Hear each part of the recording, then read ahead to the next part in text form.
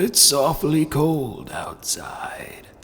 Close that door and come join me by the fire before you catch your death of cold. Night will be falling quite soon, and you don't want to be on the other side of that door after dark. Things come alive at night out here. Things that should be dead, but are not. Don't you worry. This here fire will keep them at bay. But if you hear the door creak open, don't you dare turn around. Even when the frosty breath hits the nape of your neck. That's how I lost my last visitor.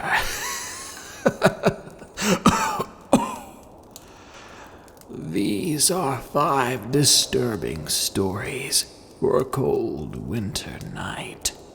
Maybe they can keep you warm. If you have a scary story of your own, I would love to read it. Share it with us at darkstories.org.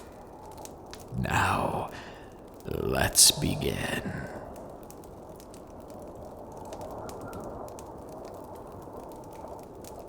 The Playset, from M. Lin.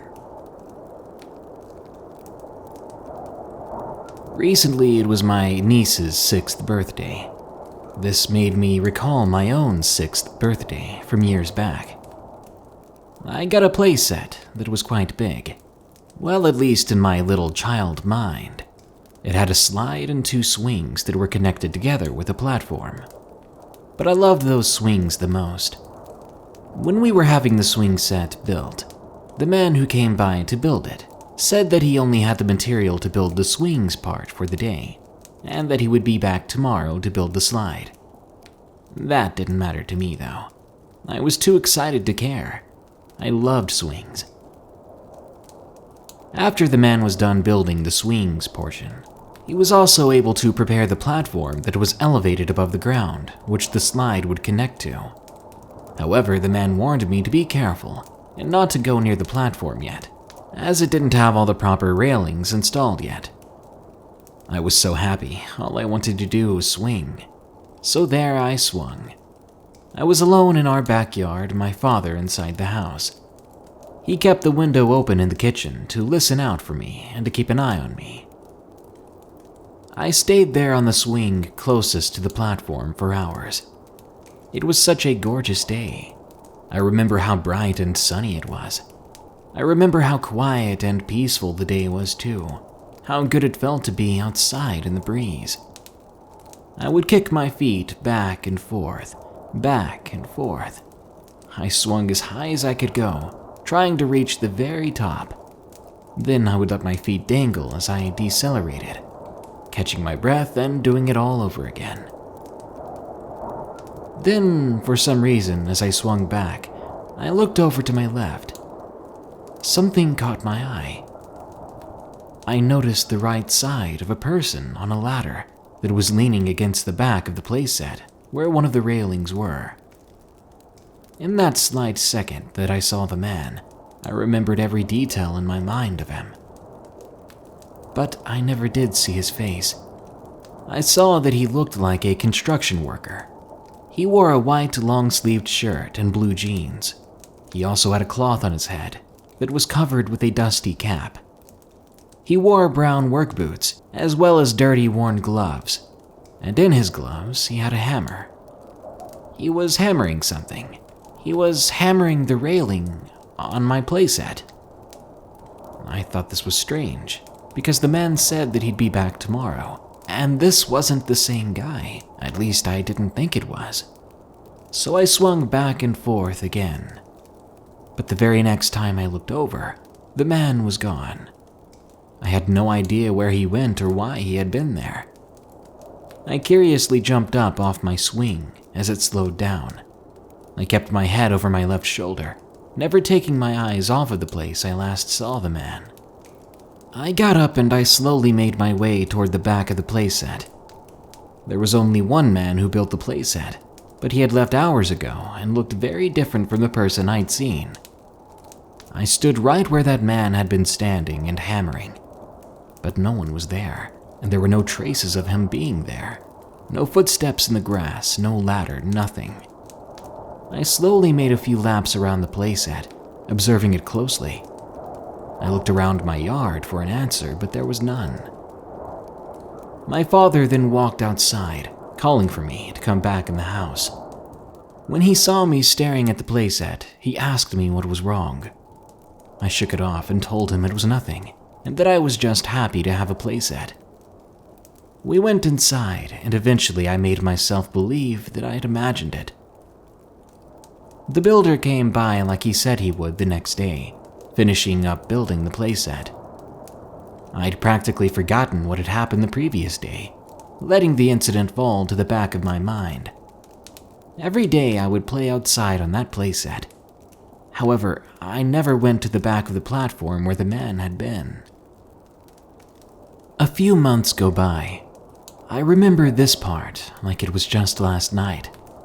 I'd already been tucked into bed when I heard my father yelling in a hushed tone. It was a voice that was enough to wake someone who wasn't quite asleep yet. I went to my parents' room to see what was going on. I opened their door and saw both of my parents outside on the balcony that overlooked our backyard. I could hear my dad saying something. I swear to you, I just saw someone walking by. They were wearing a white shirt, he said to my mother. But then my mother caught sight of me and saw that I was looking a bit scared. She carried me back to my room, while my dad went downstairs to investigate his claim.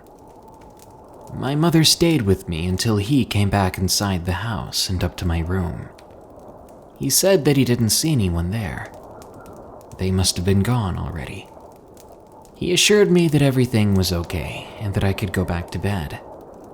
I didn't sleep much though. Instead, my little mind wondered about the man my dad saw. The following morning, I asked my dad what the man had looked like. He answered me. He looked like a construction worker. I saw him walk away from the swing set. He walked under the balcony, then towards the back of the yard. I called out to him, so I thought the guy must have been startled and ran away. But I know I wasn't seeing things. At the time, my parents didn't know how much this frightened me. I had seen that man too, the very same man my dad described. From the white long-sleeved shirt, the jeans, the gloves, the hat, even the cloth that covered his face, and those brown work boots. I then confessed to them what happened months ago. Needless to say, the look of shock and fear and confusion was written all over their faces. I remember that man even all these years later. The seconds that I saw of him play vividly over in my mind. I don't really know what to make of it. I don't think I'll ever exactly know what happened to him, but I think I have a guess. Let's just say my swing set came with more than just swings and a slide.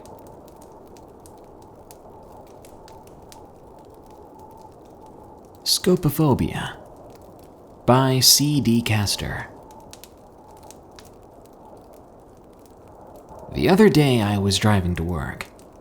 Have you ever had that feeling that you were being followed? I couldn't put my finger on it. There weren't any cars that I could see that stuck with me the whole time, and there was nothing in sight that could explain why I felt that way, but the feeling was there all the same. I leave for work early. My alarm goes off at 4 and I'm on my way out the door by 5. This means it's dark for the entirety of my drive. I live a good distance out of town as well, so my drive can take up to a full hour on some mornings. It was just so strange. There was no reason that I should have been so paranoid, but I could not shake it regardless. I tried searching for what it was that was causing me such anxiety. I tried to just continue driving, acting like nothing was amiss. I blared music, I sat in silence, but no matter what I did, the feeling remained for the entirety of my commute. I ran through it in my head from time to time while I was at work. but I just wrote it off to bad sleep, or possibly being a little under the weather. There was no sense in stewing over something as subjective as a strange feeling, after all. Until I came back to my desk, after lunch, that is. My computer screen had the notepad pulled up, and typed onto it in basic text were the words, "I saw you." I set my soft drink down on the table and took a closer look. Then I looked around to see if any of my colleagues were looking at me, waiting for a reaction. Everyone was getting settled back at their desks or already intently working and paying me no mind. I'm friendly with the guy in IT, and there were times when he would work on my computer remotely and leave the notepad up to let me know what he was working on was finished. This didn't seem like the type of joke he would make. We're cool, but not that cool if you know what I mean. Thoroughly weirded out at this point, I wondered what I should do about the situation. Should I go to Human Resources and talk to them about the possible inappropriate prank? Should I mention it to the boss just in case she saw something or would want to investigate? While these were both probably viable options, I decided to just reassure myself that it was just a stupid joke, continuing on with my day. I clicked out of the notepad and took the last sip of my drink before tossing it in the trash. I had some numbers to go over to prepare for a meeting the next day, so I opened the program and began to scan through them while taking down some notes. I grabbed the mouse to move to a different page, and the pointer stopped in its tracks. I tried picking up the mouse and putting it back down, shaking it around a bit on the mat, but it just stayed in the same spot. After a moment, it began to move slowly toward the notepad, opening a new blank note. I watched in awe as the letters were typed out right in front of my face. "I saw you." This time I did not waste a moment before hopping up and heading toward IT. I hoped to catch him in the act. I wasn't sure why in the world he would be doing it, but there was no other explanation. I made it to the door of his office and opted not to knock in hopes of catching him off guard. I was shocked to find no one there. Thinking he must have snuck off after sending that message, I went to ask around for him. I caught Jennifer from accounting just outside his door heading to her cubicle. "Hey Jen, have you seen Eddie? I really need to talk to him." "Eddie's on vacation. He won't be back until next week. Is your printer acting up again?" I think she could see how much of an effect those words had on me, because she quickly continued. "What's wrong? Do you have a deadline to make or something? You can always reroute to my printer and come grab it from me." I thanked her for the kind offer, but assured her that that was not the case. I walked away abruptly and made my way back to my cubicle. I was trying not to show it, but an acute panic was beginning to wash over me. Surely he wouldn't be doing this just to mess with me when he wasn't even here. I remembered now that he had been talking about taking his wife and kids to Disneyland in the lunchroom the other day. His taking the time to play a practical joke from there was a long shot at best. I got to my desk and sat down, while also putting both hands on top of my head in exasperation. This was too much. I couldn't stay at work with this weighing on my mind. There was no way I would be productive for the rest of the day. I stopped by the boss's office and let her know that I was not feeling well and was going to head home for the day. She said it was fine, but reminded me that the meeting tomorrow was to go over the quarterly earnings and that it was extremely important that I was present if I was able. I assured her that I would be there and thanked her for her understanding. As I turned around to walk out, she called out to me. "I almost forgot. There was a letter dropped off for you with the mail. They have it up at the front desk. You can grab it on your way out. Rest up. You'll need to be sharp tomorrow." Must be something from a client, I thought to myself, after waving and making my way towards the front. I walked up to the receptionist and asked if she had the letter that was supposed to be waiting for me. She nodded warily and slid it across the desk to me. "There's no return address marked on it. I'm not sure if it just got mixed into the stack or what. It's definitely addressed to you, though." I thanked her for warning me and grabbed it as I made my way out the door. Probably one of these big corporate bozos trying to bribe me again. They'll do anything to get ahead and increase profits. When I got to the elevator, I opened it up expecting a wad of cash or a check to be inside. I was disheartened to see a crumpled bit of notebook paper folded in thirds and shoved into the plain white envelope. I unfolded it nervously. Written in large block letters with some sort of thick black marker was, "I saw you," right in the middle of the page. At this point, I was completely terrified. I dropped the letter and dashed out of the elevator door as soon as it was open. I ran out into the parking lot and hopped into my car as fast as I possibly could, locking it as soon as I got in. My hand shook as I tried to get my keys out of my pocket and into the ignition. Just as I almost did, I dropped them to the floor of the car. As I bent forward to grab the keys from the floor, I heard something that I still cannot quite understand. From the back seat, I heard something that I will remember for the rest of my life. "I see you."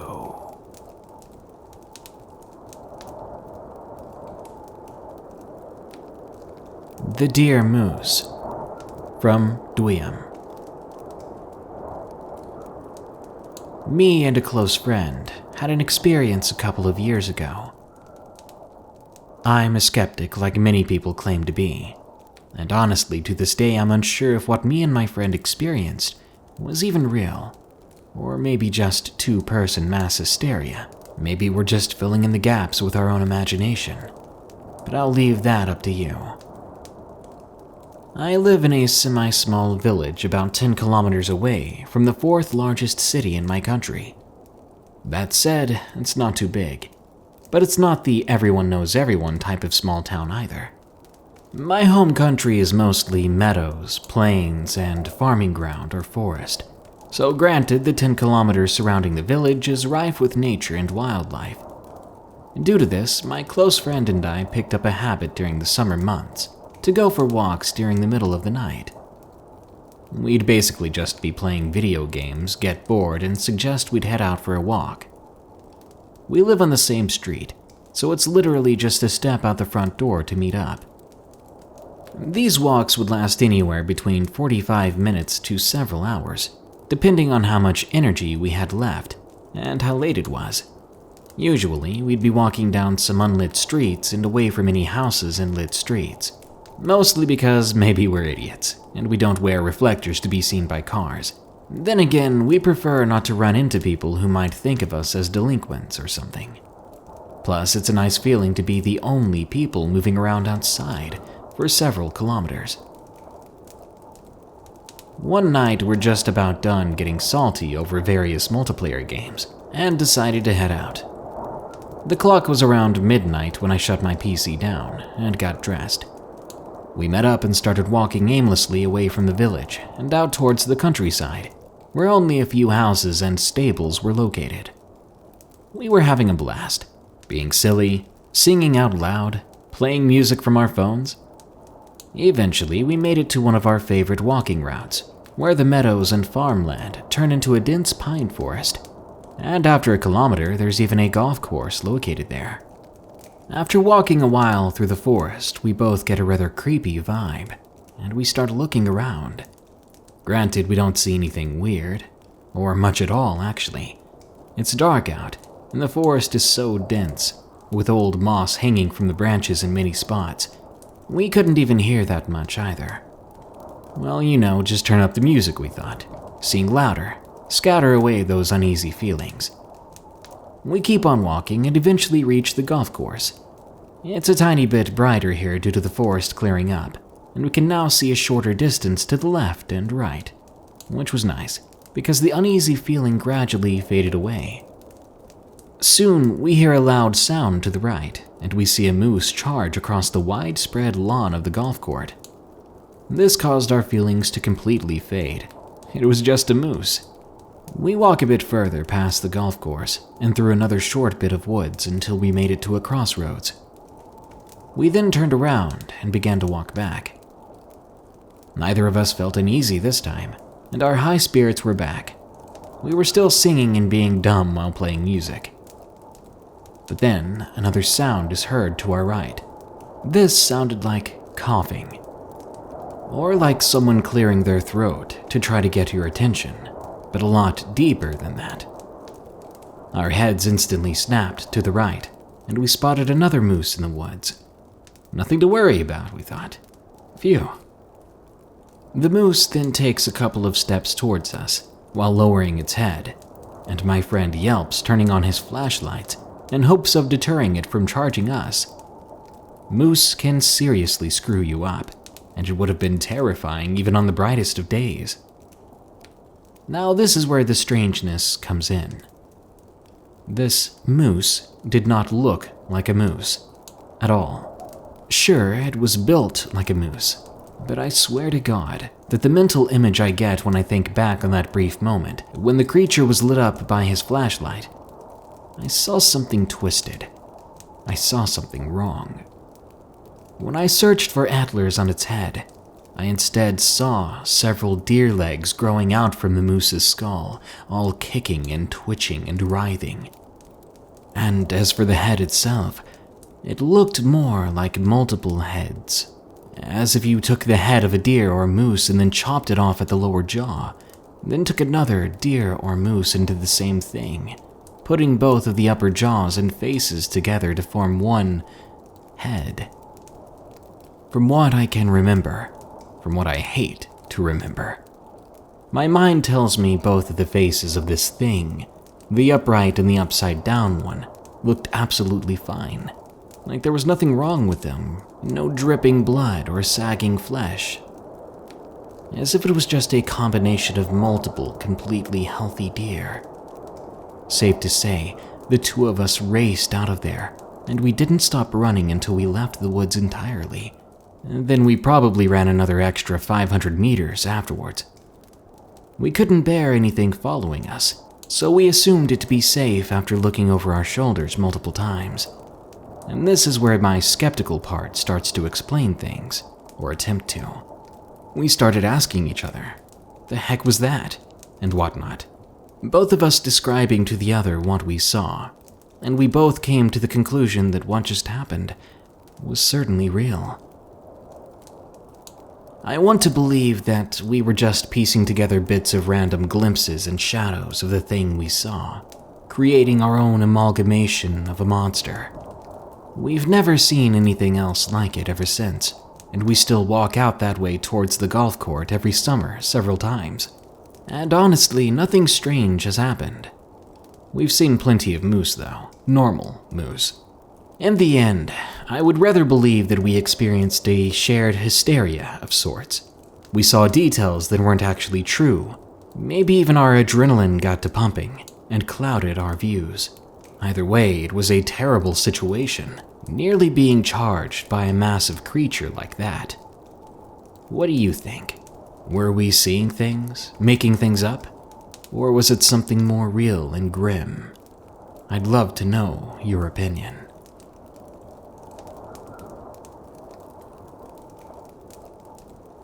My childhood home was haunted. From Smith and B 42. Before I was born, my parents were living with my older sister and brothers in an apartment in a mid-sized Connecticut city. They had become too large of a family for the apartment, and my father decided the time was right to look for a house. This wasn't an easy feat, especially since my parents were on a set income. Times were tough for them back then, and the daunting idea of paying for an actual home must have put a ton of stress on my father. That year was 1978, and times were about to get better for my family, as my dad had just received a promotion at his place of work. It was enough to put a down payment on a home and get his family out of that cramped apartment. He believed he had found the perfect place, too. It was a 1920s colonial with 3 bedrooms, a huge backyard, and a walk-up finished attic that the kids could use as a playroom, a far cry from the tiny apartment across town. In January 1979, everyone was finally moved in. It was a very cold winter that year, but with the house having a steam radiator, they were not worried about being cold. They settled in, and my older brothers and sister were happy with their rooms. One night, not long after moving in, the strange happenings began. It was subtle at first. My father, prone to bouts of insomnia, was lying in bed one night when he heard footsteps going up and down the staircase from the first floor living room to the second floor, where the bedrooms were. He thought nothing of it because my sister at the time had been a bit of a night owl. She was 14 and would wander around at night going down for a snack or watching late-night talk shows. You know, the usual teenager stuff. The funny part was that the footsteps, when they reached the bottom of the stairs, would stop at each door to each room, then go back down the stairs again. This seemed odd to my dad, but he said that at the time he didn't feel like investigating. He listened to this happen about 3 or 4 times that night. The creaking of the steps and the subtle thuds of the footsteps stopping at each doorway. My father could not be bothered to check, however, and sleep finally overtook him. That very night, my mother awoke some time after my father went to sleep. She had always been a light sleeper. Unlike my father, she could fall asleep quickly, but woke often in the night. She too heard the sound of footsteps coming up the staircase and stopping at the doors. She heard it 3 or 4 times as well. She even looked toward the door to their bedroom and saw what she described as a hazy figure of a woman in blue. She could see female features such as hair pulled back in a bun and the blue gown or dress she was wearing. It happened as if she was in a void. My mother described a sensation of being frozen and breaking out in a cold sweat. She was aware of her surroundings yet unable to move. The figure spoke and asked a question. "Do you know where Margaret is?"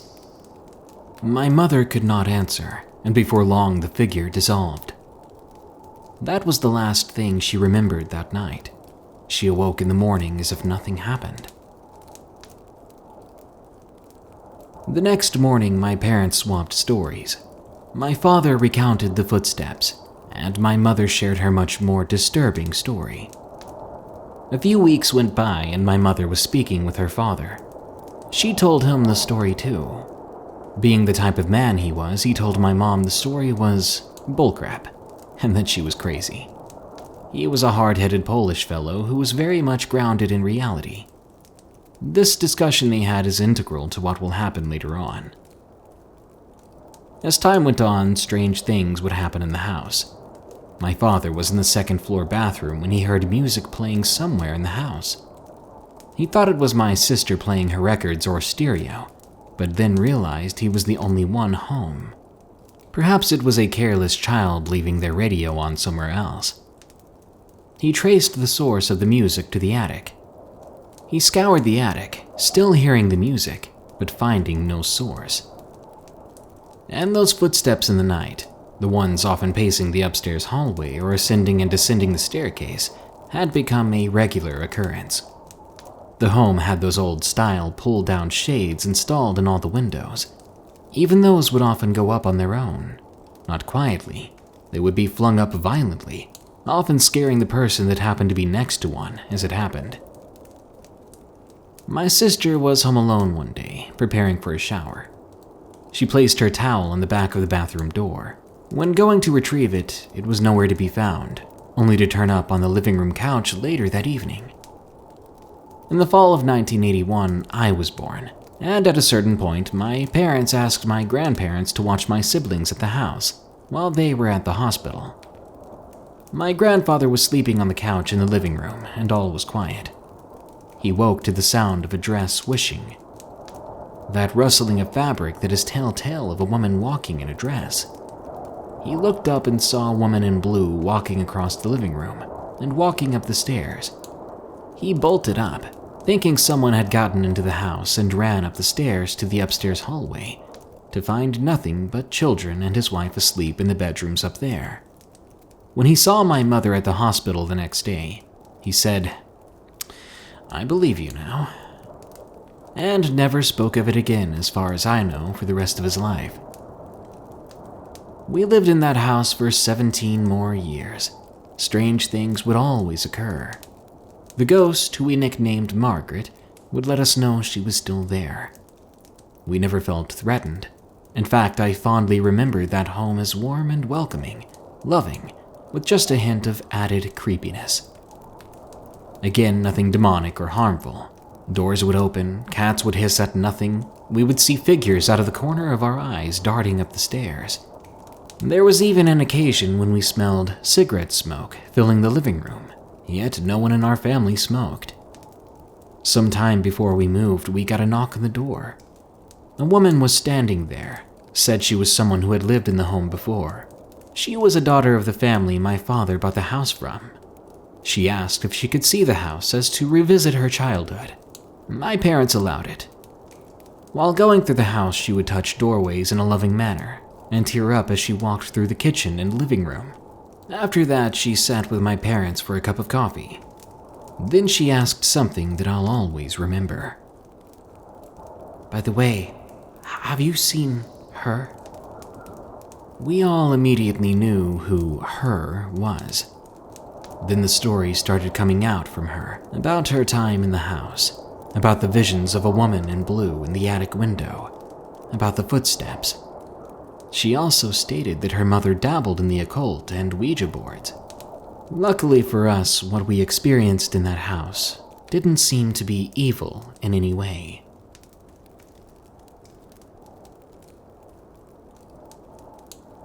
Asleep, from Daniel.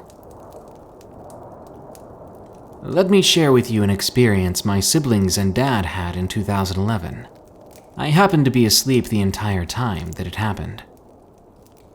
My mom went to a women's retreat with the church, so my dad had to take care of us.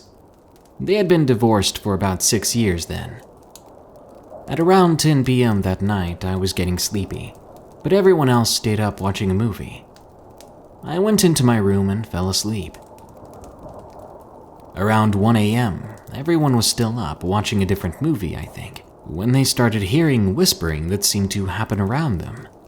After a few seconds, it all died down. They shrugged it off and continued watching the movie, when suddenly the whole house began to shake, and our neighbor's dog started barking. Just like the whispering before, it happened for only a short period.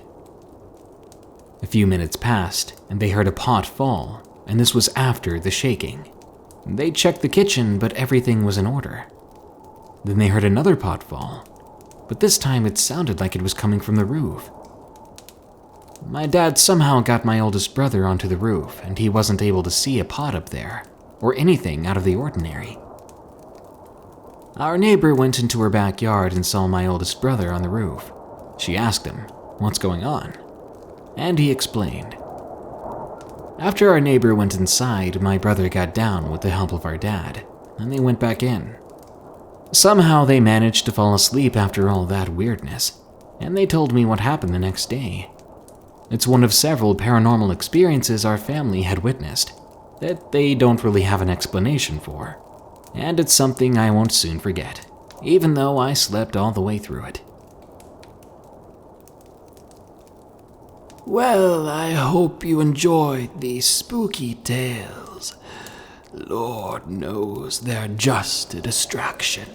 Something to keep your wary mind from wandering to those sounds coming from just outside.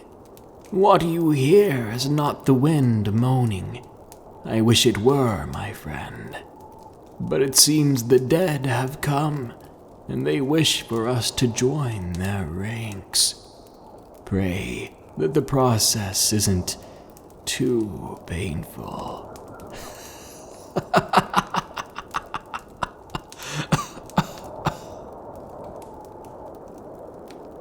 Well, thanks for enjoying this episode of Darkness Prevails.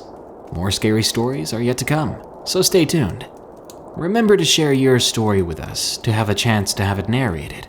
Just send it to us at darkstories.org.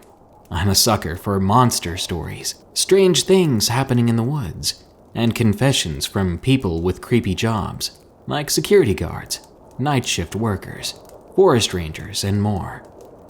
If you want to support the show, you can do so by donating on Patreon or buying a shirt on my merch store.